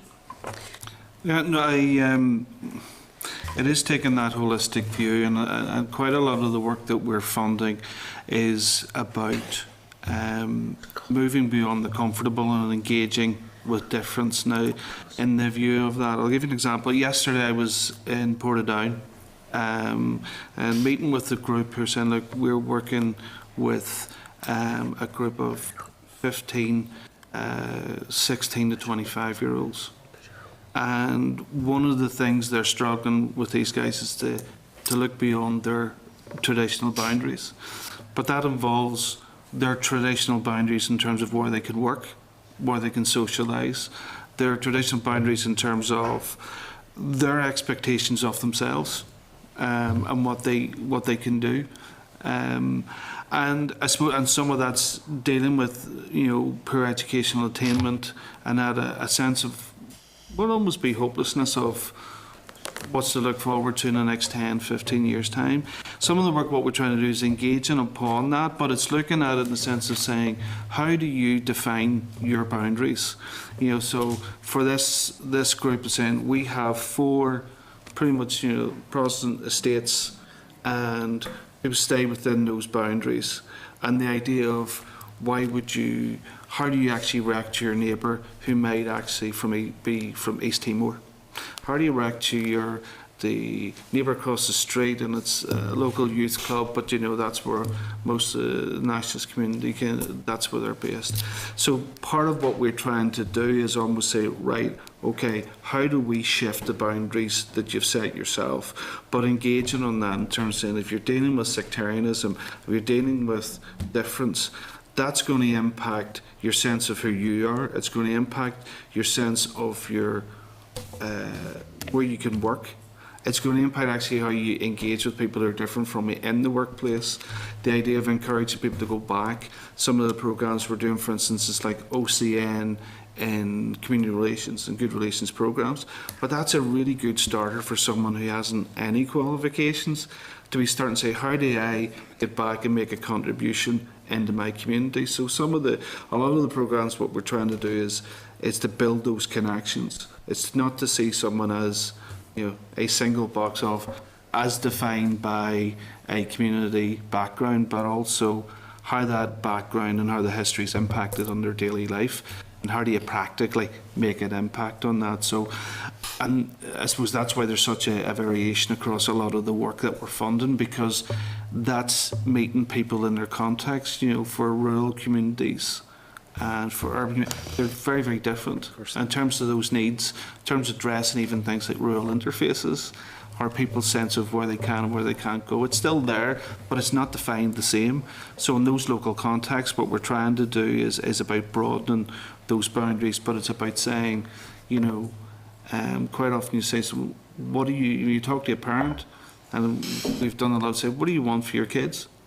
What do you want in 15 years' time? Do you want this estate to be the same as it is now? And more often than not, they'll say no. So say, okay, well, how are we going to get there? How are we going to do that? And that's not just one single thing, it's a whole range. But that's what a lot of the kind of funding's trying to do, is to begin that conversation, but to actually energise it and create some plans around it. We heard, if you mind, Stuart, from Professor Colin Knox of Ulster University last mandate when we did an inquiry into TBUC, and he had been doing some work. The interesting thing he said was, traditionally we tend to say to people, you have to go and talk to him because you're a Catholic and he's a Protestant, or he's a Unionist and you're a Nationalist. Whereas what really worked was not the upfront, this is about community relations. What worked was when you said to somebody, do you want to be a better parent? Well, there's a thing going on here. Yeah. And people came together because they had common cause. And that's where you got a bind. Even when something very disruptive to community relations, like the flag at City Hall happened, yes, there was a ripple effect of people not coming back to the course for a couple of weeks. But on reflection, a determination to say, I'm not going to let that stop me. This is useful to me, my family, my community. I'm going back in. I think that I couldn't agree with you more, and I think that's also where you can get a sustained change as well, because if it's making a difference in a forever way in somebody's life, then the small interventions on their own can be very valuable. But if they just start, stop, you can't get a sustained change in how either that family, that individual, or that community is integrating with its neighbours, and finding real things that help. Back to the points we were making earlier on, that's when people really say, okay, I see why this matters, I see why it works. To finish, and you can see the ripple effect. We've talked about the Cheek-Pagile walls. We've talked about interfaith communities, places like Portadown, where communities, nationalists and unionists, or Protestant, Catholic, and perhaps even other ethnic mixes, live close and side by side. But an awful lot of people in Northern Ireland, in my constituency, is a prime example of it, live in what are simply described as single identity communities. And you might have to travel 20, 30 miles to actually get any critical mass of ability to interchange. Well, and this is one of the other things that emerged out of the research that I was just referring to earlier on, that it's people tend to live in networks not because they decide I'm only going to live with these sorts of people, although they might. It is a consequence of it, yes. But quite often the choices they are making are more to do with things like, I need to be near that school, I need to be near my grandparents, yes. Because they have childcare, yes. And so the networks develop out of the way in which people live their lives. So the change that you can make has to follow those lines as well, and I think that's the way in which community relations as we go forward will have to change. We'll have to be able to follow the tram lines of people's lives and make the connections at the points that matter to them most. And in some practical ways, just to give you some other examples of how we find that, if you can find, communities are not just people who live in one place, at one point in time. They are also communities of interest.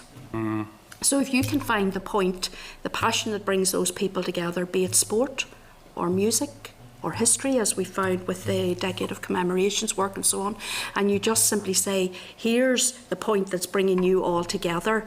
You have very different views on these matters, and that is okay. That is okay. Then there is a very good point for developing ongoing and future-focused ways of engaging with each other. And I think there's a lot of hope associated with that. Ian. Thank you, Chair, and thank you for your presentation. It's just a quick question. You mentioned earlier on that Paul there would maybe give a breakdown on the amount of monies that goes to local council, but rather than ask, I'm from Mid Ulster myself, but rather ask about Mid Ulster, could we maybe get something sent on to us, about the amounts of monies that are into each council? Yes. Yes, no problem, we can do that. Okay, thank you. We're just finalising our annual report for this year, so that just awaits the Northern Ireland Audit Office to audit the accounts and so on. And then if you're looking to examine what the pattern would have been in previous years, you will find that broken down by local authority area, always at the back of our annual reports as well. So. Okay, thank you very much. Yeah, thanks, Chair. Just a final point about me. There's been some interesting questions asked today. I would have some little concern in terms of the questions being asked and in terms of what the community plan can actually deliver, because some of the questions I felt has been asked in the wrong way. This is about the future and how long it takes and some of the physical structures, what we're trying to do in terms of delivery. And that's why I asked about whether or not each council had their own, because I'd be concerned of how people want to deliver on the actual questions that have been asked and the programmes they're developing to deliver those outcomes. Because, it shouldn't be about whether the wall's coming down or not, what's in place of it and what point of time. It's how you ask the question. And that's part of those thematic groups that they've set up in council. Yeah. And it's the questions that need to be asked. And obviously, we as public representative have a responsibility to partake in that, and you know what I mean. So I think they are, as I said, I think they are really important, but I also, in fairness, think they can only do what they can do because they're part of a bigger ecology, if you like. So if we can get to the point where we have one good agreed plan for the region, and then at each local level everyone knows where they fit with that plan as well, that makes it easier for a local authority to generate a plan that is coherent with what's coming from the regional level and from their local needs. your local authorities, sorry to interrupt, local authorities should be thinking about health delivery, education delivery, infrastructure, and all of those things, which would feed into the issue of integration and everything else. That's that's the point I'm making. And the change is then not only at the council level, but it's also at government departments at the central level, so that they are also thinking not only from the policy point of view on that core issue, but how does that disaggregate in each local authority area. And and for us too, actually, I think even for our own organisation as a regional body, thinking more and more in terms of there's a new structure here now, how will we relate to all of this, and how as an intermediary body can we assist rather than point the finger at who didn't do it all right, try to say, you know, what little bit can we do to help everybody to learn a new way of doing things, and us to learn as well. So. Christopher. Yeah, I think in terms of the local authority sort of direction, that might not necessarily be the best sort of plan in terms of Belfast, because as you know, Belfast is, although it's a city, it's actually a group of villages. And I mean, I see this in the communities that I primarily would draw my votes from. You would have people who would be, you know, literally divided in a sense of their loyalties and their allegiances from one street to another, because of, I mean, the length of Donegal Road, you probably have 5 or 6 people identify themselves as in 5 or 6 different ways. So some people will say, I'm Donegal Pass, not Sandy Row, and so I'm not Sandy Row, I'm the village, and you know, all these different sort of divisions and communities. And I think that's why it's absolutely vital. There's a couple of times in City Hall where, you know, you would get it once every 2 years, a motion would be brought about the need to bring walls down, and the person that would invariably be bringing the motion would be from a community, you know, if they have walls around their houses, it's because they're living in private gated communities, you know, and they're bringing motions telling working class communities in Belfast what to do. And I think that's why it re-emphasises the point. It's absolutely vital that this sort of work is from the ground up, rather than if it's government sitting in an ivory tower telling people. And I think the chair is right in terms of this very overt, you're a Protestant, therefore you should meet a Catholic, and this very sort of almost pushy sort of way will just push people away completely. Well, we are big believers in diversity, as you would know if you look at any of our literature, and you can understand diversity in the sense of a community and the various different components of that, but we like to also understand diversity within the individual. So we're not hermetically sealed into one particular identity. We can relate to people as, you know, as a woman, as a rural woman, as a woman from a mixed background, all the different ingredients that go to make me, and every one of you as well. And if you can find the crossing points, you know, so we have a rural connection or we have an urban connection or we're interested in music or whatever it might be, those are the ways in which diversity, I think, really, really works, as opposed to in that very clunky way, which had its time. I think it wasn't clunky at the time that work was going on. It was appropriate for that time, but as we find in all walks of life, you know, you need to be able to respond to the circumstances that you're facing, and you need to be able to talk about these matters in a way that particularly engages the next generation. And I think diversity in those terms within the individual fits for the times we're living in. Okay, final question, Jackie. As we know, the Executive's bringing on a commission on what flags identity, culture, tradition. What role have you had in the design, values and principles work programme of the commission? None. None? No part in that. Is that not surprising, given the commitment to joined-up government?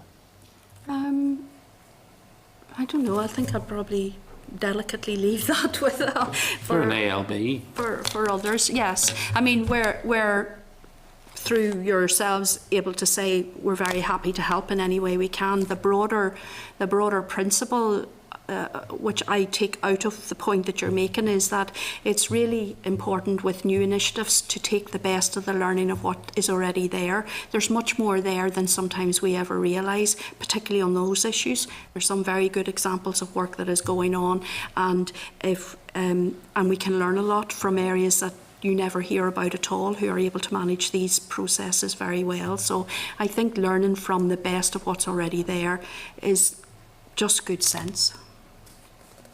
Indeed. Okay. Well, Jackie, Paul, thank you both very much indeed. Thank you. Thank you.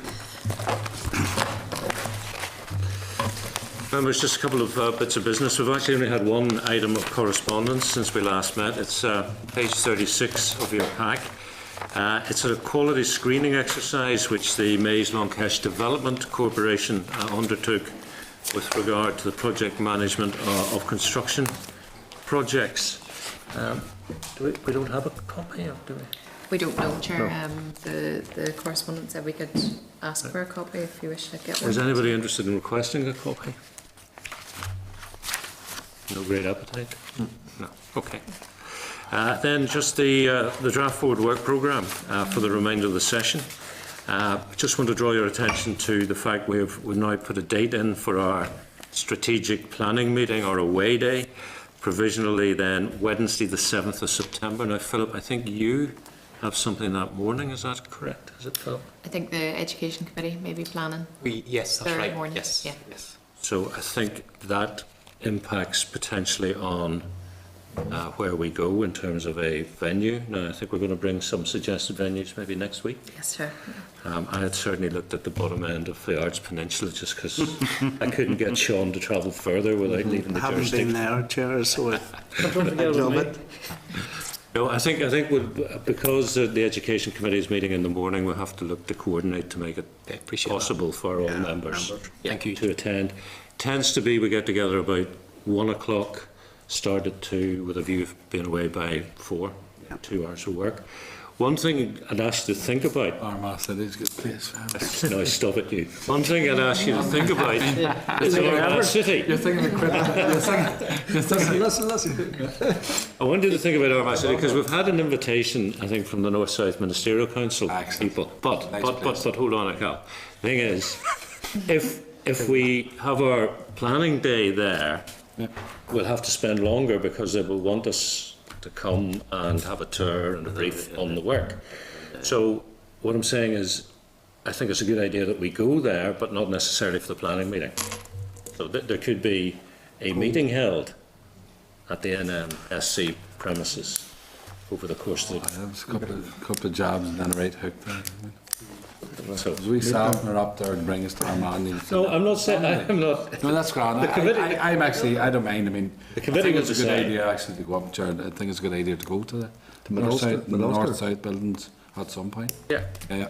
So do I. Now, I'm not saying no to having the planning meeting there. I'm just saying if we do, we need to carve out a wee bit more time, which would mean staying later, not starting earlier because of the issue. So we'll decide it next week. Yeah. Okay. That's fine. Fine, Queens it is. Is that in Belfast? And we could we just sort of gently ask the NSMC how long they would want us to focus on their work? Would that be? Yeah. Okay. Anything else on the forward work programme, members? If not, Thank you. any other business? No. In that case, I guess we adjourn until Wednesday the 22nd at 2 p.m. here in room 30. Thank you. Thank you, Chair.